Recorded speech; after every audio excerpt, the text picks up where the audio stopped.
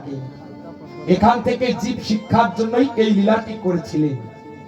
আজকে আমি আপনার জেলার মানুষ, আপনাদের চরণের আশীর্বাদে আমরা অনেক অনেক বড় বড় প্যান্ডেলে কীর্তন করছি। মা, আপনারা হরিনাম সংকীর্তন শ্রবণ করছেন, এই কথাগুলো, তত্ত্ব কথাগুলো আপনারা মনে রাখবেন। দেখবেন আপনাদের জীবনে আত্মকল্যাণ হবে। বেলি মধ্যাহ্নকালে যে হয়েছিল সূর্য পূজা, কেন? আপনার দেহ পূর্ণ যৌবন কখন থাকবে, রস কখন থাকবে, দেহের যতক্ষণ আপনার এই দেহ পূর্ণ যৌবন থাকবে, সেই সময় কিন্তু এই দেহে রস থাকবে। বাবা, আপনি যখন বার্ধক্যে এসে পৌঁছে যাবেন, এই দেহে কি বাবা রস থাকবে? রস থাকবে না। ভেবে দেখবেন, একটি কাঁচা বাঁশ যদি কারেন্টের তারে লাগানো হয়, কে ছেড়ে দিবে? ও কিন্তু ধরার মতোই ধরে নিবে। কিন্তু ও বাবা, শুকনো বাঁশ যদি স্পর্শ করা হয়, তাকে কি কারেন্ট শক করবে? করবে না।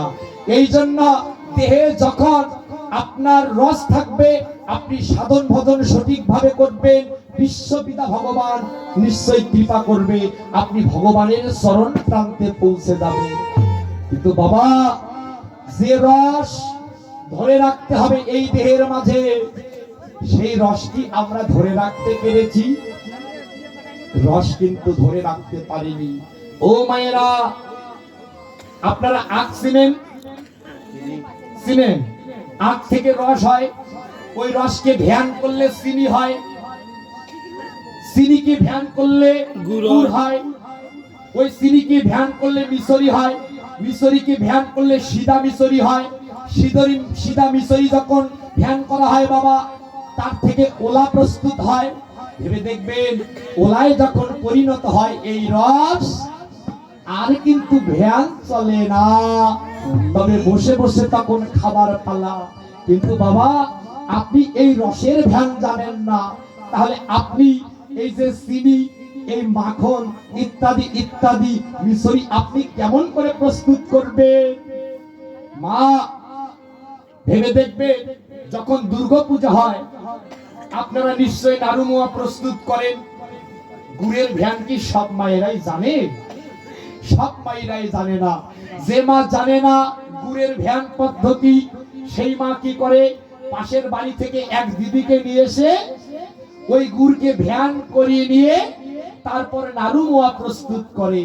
মা মহাজন এখানেই শাস্ত্রে সিদ্ধান্ত দিয়েছেন, পাশের বাড়ি থেকে যিনি এসে আজকে আপনাকে গুড়ের ধ্যান পদ্ধতি শিখিয়ে দিলেন, তিনি হচ্ছেন আপনার সদ্গুরু। তাহলে সেই সদ্গুরুর চরণ আশ্রয় গ্রহণ করে আপনি এই রস যে ধরে রাখবেন, এই রসের ধ্যান পদ্ধতি আপনি জানবেন। বাবা, একমাত্র সদ্গুরুর কাছে, চৈতন্য গুরুর কাছ থেকে এই শিক্ষা আপনাকে নিতে হবে। আমরা সবাই বলি রসিক, কে রসিক হতে পেরেছি?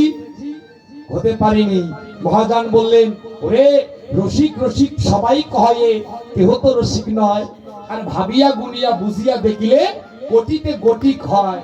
সখী, রসিক বলিব কারে, বিবিধ মশলা রসেতে মিশায়, রসিক বলি যে তারে। রস পরিপাটি সুবর্ণের খটি, সম্মুখে পুরিয়া রাখে, আর খাইতে খাইতে পেট না ভরিবে, তাহাতে ডুবিয়া থাকে। সেই রস পান রজনী দিবসে অঞ্জলি পুরিয়া খায়, আর খরচ করিলে দ্বিগুণ বাড়ায়, যেন উছুলিয়া বহিয়া যায়। চণ্ডী দাস কহে, শুনো রসবতী, তুমি তো সেই রসের কূপ, আর রসিক জনা রসিক না পাইলে যেন দ্বিগুণ বাড়াইব। রসিক হতে হবে, রসটা ধরে রাখবেন কেমন করে, সেই সাধন পদ্ধতি তো আমার জানা নেই। আজকে পিতৃসত্তা ধন হারিয়ে পথের কাঙ্গাল হয়ে পড়ে গিয়েছে বাবা। 16 আনা দেহ নিয়ে এসেছিলাম এই জগৎ সংসারে, বুকে হাত দিয়ে বলতে পারবেন যে আমি 16 আনা পিতৃসত্তা বস্তু, এই ধন আমি মাথায় ধরে রাখতে পেরেছি? পারিনি। এর জন্য বললেন, নারীর সৃজন অতিশয় কঠিন, কে বাসে বুঝিবে তাই, আর বুঝিতে অবধি নারী লেখ বিধি, বিষ অমৃত একই ভাণ্ডে রয়। বাবা, এই যে গুহ্যতম কথাগুলো আপনারা স্মরণে রাখবেন। একজন নারীর কাছে অমৃত রয়েছে, একজন নারীর কাছে বিষ রয়েছে। বাবা, বিষ কবে কোন দিন পান করলা? মহাজন বলল, একজন নারীর রূপ দর্শন করে যেই দিন আমি কামে জর্জরিত হয়ে নিজেকে ধ্বংস করে ফেললাম, আমি সেই দিন বিষ পান করলাম। তাহলে আমি কবে কোন দিন অমৃত পান করলাম?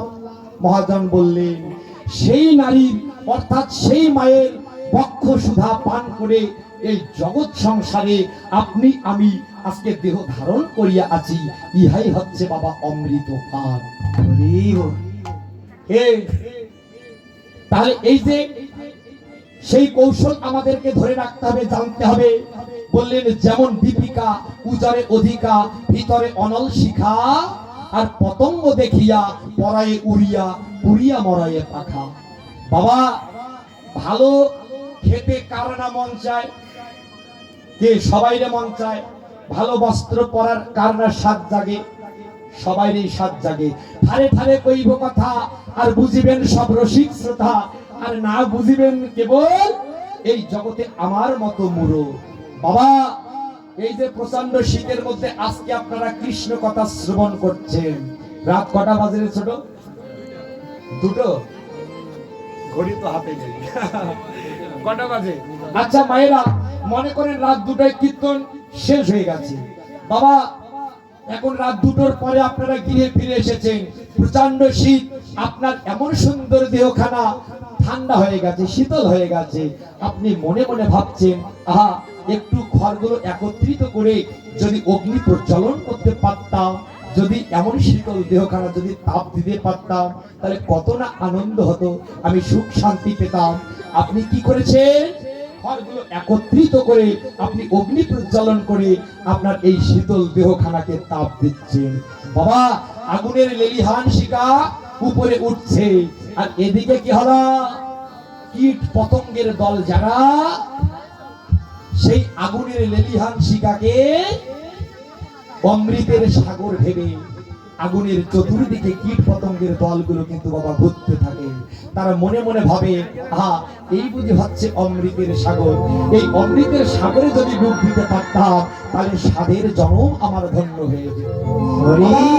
যখন অমৃতের সাগর ভেবে যখন তারা আগুনে লাফ দেয়, তখন সে নিজেই নিজেকে ধ্বংস করে ফেলে। বললে, এমতি করিয়া জগৎ জুড়িয়া, ওরে কামানলে পুরিয়া মরে। প্রেমতে পড়িয়া জগৎ জুড়িয়া কামানলে পুরিয়ার মরে, আর রসিক যে যান সেই রস করে পান দিবস রজনী ভরে। বাবা,